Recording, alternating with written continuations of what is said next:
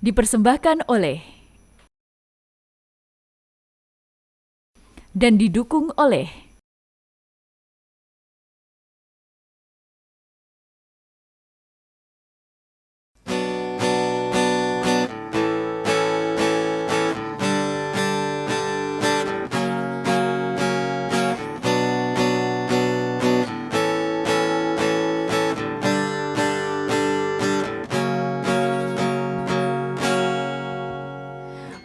Berbuat baik janganlah ditunda-tunda. Berbuat baik janganlah ditunda-tunda. Membelanjahi anak yatim, menafkahi anak yatim, menyantuni fakir miskin, melindungi fakir miskin. Sembahyang fardu janganlah ditunda-tunda. Sembahyang fardu janganlah ditunda-tunda. Mulai subuh sampai zuhur, dari zuhur sampai asar, dari asar sampai maghrib, dari maghrib sampai isya.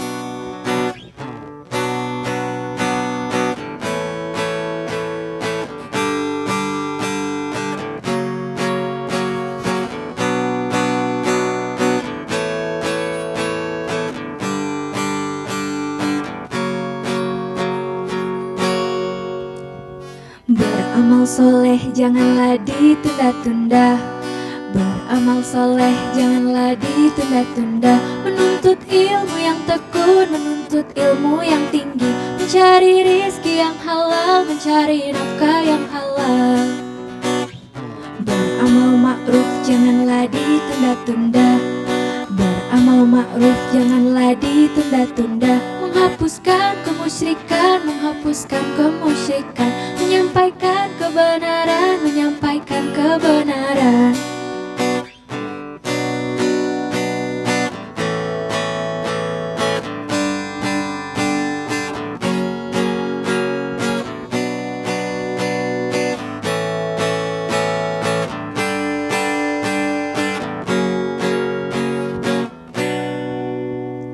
Sembahyang fardu janganlah ditunda-tunda.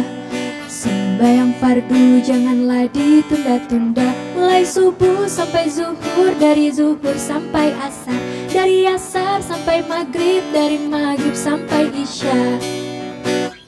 Beramal soleh janganlah ditunda-tunda. Beramal soleh janganlah ditunda-tunda. Menuntut ilmu yang tekun, menuntut ilmu yang tinggi, mencari rizki yang halal, mencari nafkah yang halal.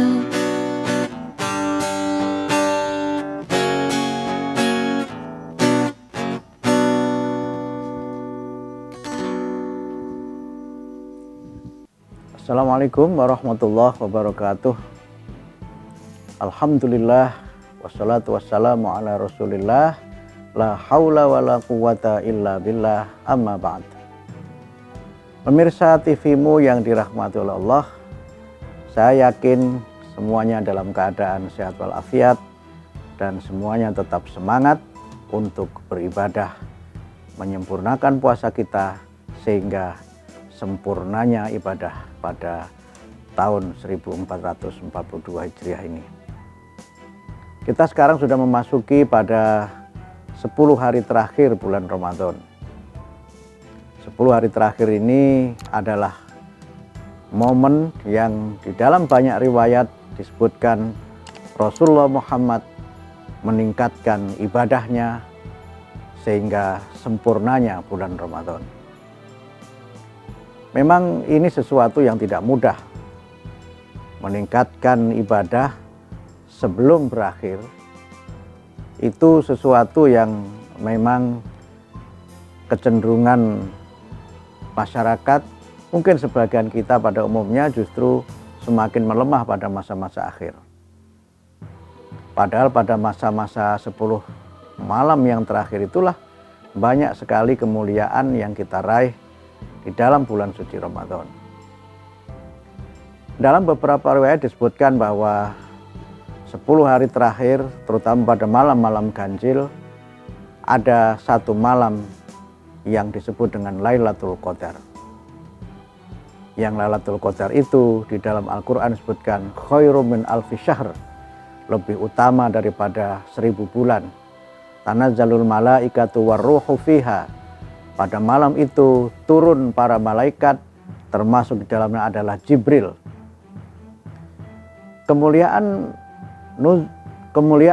Lailatul Qadar itu memang dalam beberapa hadis disebutkan agar kita ini berusaha untuk bisa beribadah pada malam Lailatul Qadar itu. Akan tetapi menurut para ahli hadis, misalnya Quraisy Shihab menyebut bahwa tidak semua hadis yang menyebutkan Lailatul Qadar itu adalah hadis yang sahih. Bahkan sebagian ada yang menyebut hadis-hadis yang menjelaskan tentang Lailatul Qadar itu semuanya dhaif. Sehingga ada yang berpendapat yang penting kita melaksanakan ibadah, tidak harus kita ini menunggu apakah mendapatkan Lailatul Qadar ataukah tidak mendapatkan Lailatul Qadar. Beberapa yang meyakini bahwa Lailatul Qadar itu ada pada malam-malam ganjil pada 10 hari terakhir bulan Ramadan, mendasarkannya pada beberapa riwayat, dan mendasarkannya dari riwayat itu pertanda alam yang mereka simpulkan sebagai sebuah isyarat bahwa terjadi Lailatul Qadar. Misalnya pada malam itu malam agak temaram, kemudian paginya matahari agak tertutup awan, malam itu angin tidak banyak berhembus dan seterusnya. Kalau pemirsa yang suka dengan lagu Bimbo misalnya, itu ada salah satu dari lagu Bimbo yang menjelaskan tentang Lailatul Qadar itu. Tetapi apapun itu, memang kita diperintahkan untuk memperbanyak ibadah pada 10 hari terakhir itu. Di antara yang kita diperintahkan adalah beriktikaf. Di dalam Al-Quran disebutkan wala tubashiruhunna wa antum aqifuna fil masajid. Dan jangan kamu kumpuli, jangan kamu berhubungan suami istri sedangkan kamu sedang beriktikaf di masjid. Iktikaf ini adalah amalan yang memang sangat dianjurkan pada malam-malam bulan Ramadan, terutama pada 10 hari yang terakhir. Iktikaf itu secara bahasa artinya berdiam. Secara bahasa artinya kita berusaha untuk tidak melakukan aktivitas di luar, kita melakukan zikir kepada Allah, beribadah kepadanya dengan membaca Al-Quran atau bacaan-bacaan yang mulia yang lainnya. Kita melaksanakan ibadah sunnah ataupun juga melaksanakan ibadah-ibadah yang memang kita disyariatkan untuk melaksanakannya. Karena itu maka beriktikaf itu adalah proses di mana kita berusaha melakukan refleksi diri, kita melakukan kontemplasi, dan kita berusaha bermunajat, mendekatkan diri kita kepada Allah dengan sedekat-dekatnya, dengan cara kita memang agak mengasingkan diri atau menghindarkan diri dari berbagai kegiatan yang tidak berguna. Bahkan pada saat beriktikaf itu memang kita tidak berada bersama dengan keluarga. Dalam beberapa riwayat disebutkan bahwa iktikaf itu ibadah yang dilaksanakan di masjid, sehingga beberapa riwayat hadis menyebutkan sampai sebagian itu memang tertidur di masjid. Bahkan untuk mandi pun mereka juga tidak mandi di rumah tetapi mandi di masjid. Karena itu sebagian ulama ada yang berpendapat bahwa iktikaf itu syahnya dilaksanakan di masjid. Walaupun dalam pandangan kita di Muhammadiyah, iktikaf boleh juga dilaksanakan di musola atau mungkin dilaksanakan di rumah masing-masing. Tapi intinya adalah bahwa kita memang di masa-masa akhir bulan Ramadan ini harus memperbanyak ibadah kepada Allah dan harus berusaha untuk lebih berprivasi, itu lebih banyak melakukan ibadah di mana kita ini berusaha untuk sedekat mungkin berdoa kepada Allah dan berusaha untuk semaksimal mungkin kita menyempurnakan puasa kita dengan ibadah-ibadah, salah satunya adalah dengan beriktikaf. Kita sambung lagi pembicaraan ini setelah sesi dan pesan yang berikut. Pemirsa TV-mu yang dirahmati Allah, iktikaf itu kita laksanakan di masjid, bukan di mal, bukan pula di tempat perbelanjaan yang lainnya. Karena itu maka sebagian besar kita memang tidak mudah untuk bisa mengisi masa-masa akhir Ramadan ini dengan memperbanyak ibadah.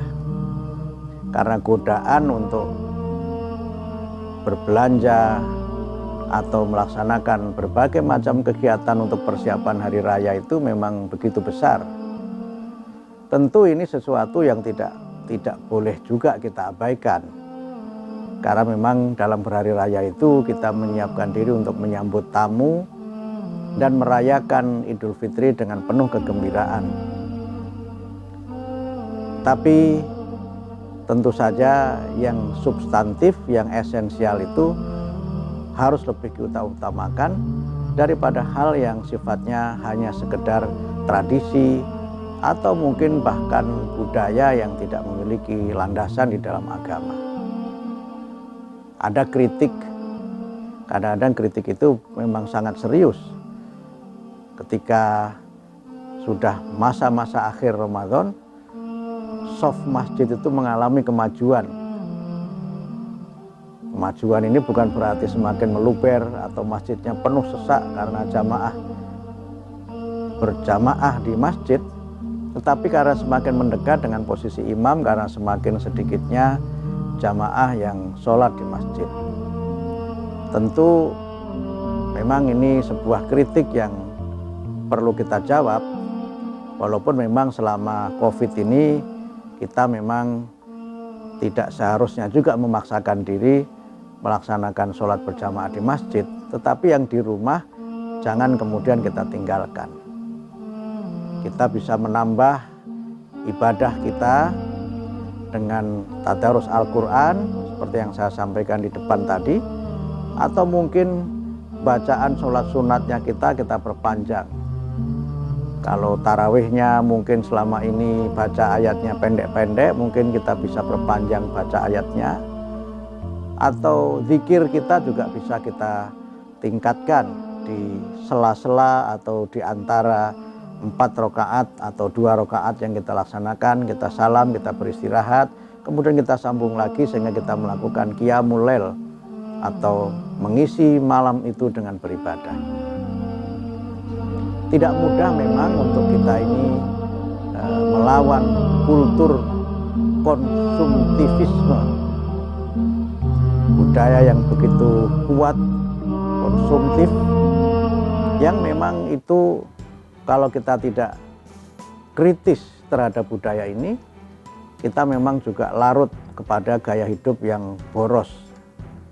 Padahal di tengah pandemi COVID-19 ini, kita hendaknya menahan diri untuk tidak keluar rumah kecuali untuk hal yang sangat penting. Apalagi sampai kemudian mengambil risiko berjubel-jubel di supermarket atau di tempat perbelanjaan. Mungkin kalau ada hal yang memang sangat perlu, kita bisa beli secara online, ada baiknya kita pesan secara online saja. Itu lebih aman dan mungkin juga sesuai dengan apa yang kita perlukan.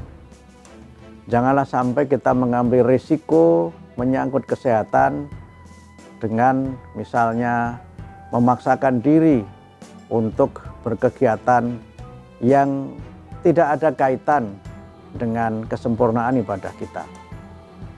Ciri dari hamba Allah yang sukses, hamba Allah yang menang, adalah mereka yang meninggalkan perkataan dan perbuatan yang tidak berguna.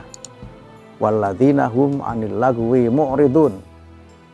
Sehingga daripada kita menghabiskan malam-malam di 10 hari terakhir bulan Ramadan ini dengan kegiatan yang tidak berguna, mengapa kita tidak memanfaatkannya dengan misalnya mendengarkan ceramah-ceramah agama, tausiah dari para ulama untuk meningkatkan wawasan keislaman kita dan meningkatkan kualitas iman kita.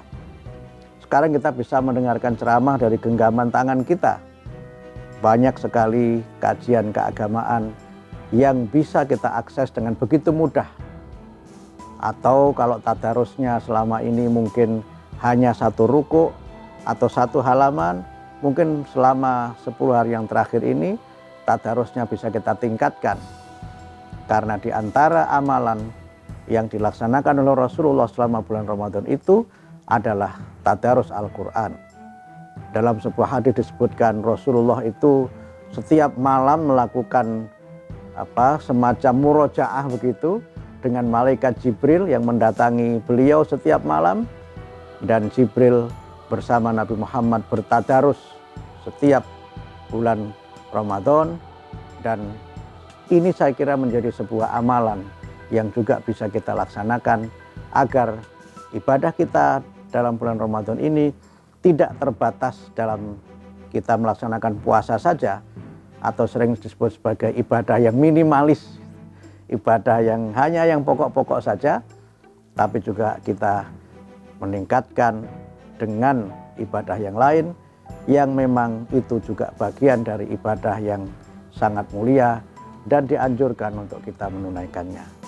Semoga di 10 hari yang terakhir ini, dalam sisa waktu yang ada, kita masih memiliki stamina untuk tetap fokus beribadah, untuk berusaha menyempurnakan puasa kita, sehingga puasa kita pada tahun ini lebih baik dan lebih sempurna dari puasa kita pada tahun sebelumnya. Dan mudah-mudahan kita diberikan kesempatan oleh Allah untuk berjumpa kembali dalam Ramadan tahun yang akan datang. Nasrun minallah wa fathun qarib wa basyiril mu'minin. Wassalamualaikum warahmatullahi wabarakatuh.